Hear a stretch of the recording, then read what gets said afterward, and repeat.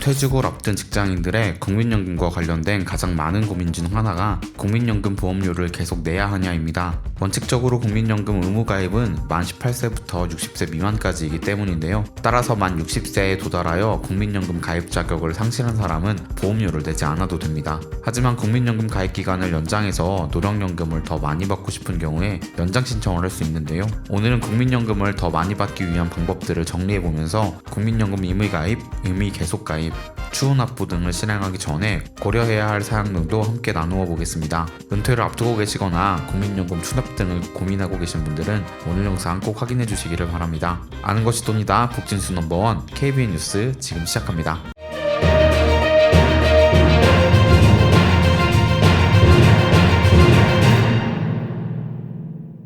정년을 못 채우고 퇴직하신 분들은 국민연금에 대해서 특히 많이 물어보시는데요. 국민연금 납부 의무기간이 남아있기 때문에 앞으로 더 납부를 해야 되는지, 납부를 한다면 어떻게 납부하면 되는지를 궁금해하시는 겁니다. 노후에 받는 국민연금 수령액은 소득, 전체 가입자의 평균 소득, 가입 기간에 따라 결정됩니다. 그 중에서도 가입 기간에 따라 수령액이 증가하기 때문에 매달 얼마를 납부하느냐보다 얼마나 오래 납부하느냐가 더 중요합니다. 회사에서 사업장 퇴사 신고를 하면 60세 이전 퇴사하신 분들은 국민연금 지역가입자로 전환되는데요. 이때 소득이 없는 경우에는 본인이 직접 납부 예외 신청을 하여 납부를 유예받을 수도 있고, 임의가입 제도를 활용해 최저 월 9만원씩 소액 납부하면서 가입 기간을 꾸준히 늘려나갈 수도 있습니다. 따라서 국민연금에 될 수 있는 대로 길게 가입하고 늦게 수령하는 편이 길어진 노후를 대비하는 데 더 유리할 수 있는데요. 이러한 관점에서 도움이 될 만한 정보를 몇 가지 먼저 소개해드리겠습니다. 우선 국민연금 임의가입 제도를 살펴볼 필요가 있습니다. 해당 제도는 사업장 가입자와 지역가입자 외에 18세 이상 60세 미만자의 본인이 희망할 경우 국민연금에 가입해 연금 혜택을 받을 수 있도록 하는 제도입니다. 임의가입 제도를 활용하면 조기 퇴직 후 납입 종료했을 때보다 국민연금 수령액을 늘릴 수 있습니다. 가입 기간을 연장할 수 있는 임의 계속 가입 제도 또한 활용성이 높습니다. 만일 만 60세가 되었는데 납부 기간이 10년이 안 되었다면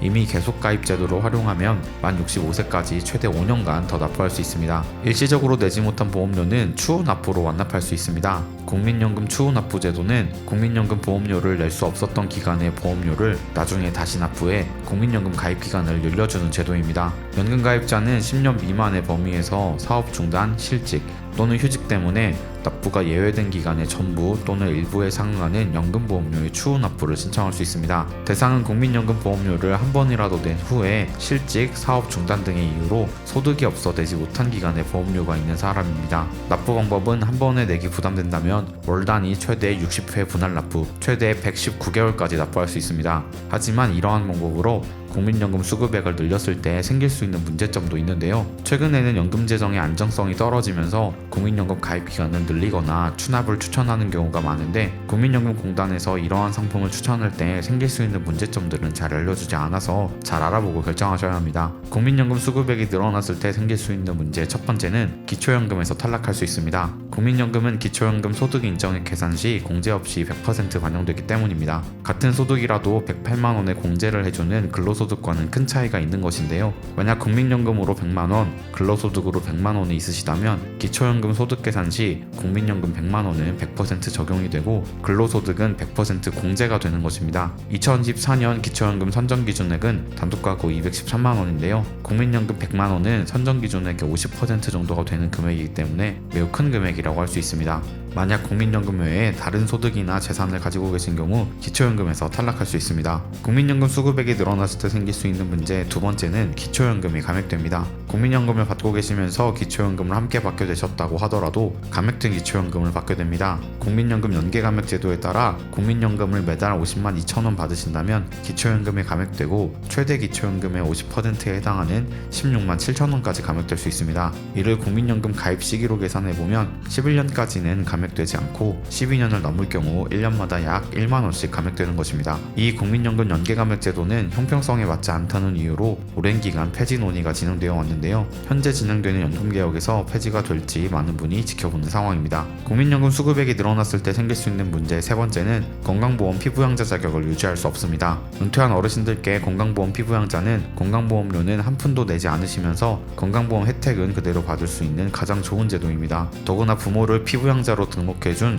자녀의 직장 건강보험료에는 아무런 영향을 주지 않으니까 할 수만 있다면 피부양자 자격을 유지하는 것이 정말 유리합니다. 하지만 고액의 국민연금을 받는 경우 피부양자 자격 유지에 매우 불리합니다. 건강보험 피부양자가 되려면 해당 연도의 합산소득이 연 2천만 원 이하여야 합니다. 하지만 국민연금은 아무런 공제가 없이 100% 소득에 반영되기 때문에 만약 100만 원의 국민연금을 받게 되는 경우 국민연금으로만 연 1,200만 원의 소득이 잡히게 됩니다. 만약 다른 소득이나 재산이 있으시다면 피부양자 자격을 탈락하게 될 수도 있는 것입니다. 따라서 추납 이후 높아지는 국민연금 수급액과 피부양자 탈락 후 지역가입자로서 내야 하는 건강보험료의 차이를 잘 계산해 보셔야 합니다. 국민연금 수급액이 늘어났을 때 생길 수 있는 문제 네 번째는 건강보험료입니다. 국민연금 수급액이 높아지면 건강보험료가 함께 높아집니다. 2022년 9월 건강보험 2단계 개편안이 시행됨으로써 국민연금의 50%의 건강보험료가 부과되고 있습니다. 2022년 8월까지는 국민연금이 30%에 부과하고 있었던 것 비교한다면 20% 늘어난 금액인데요.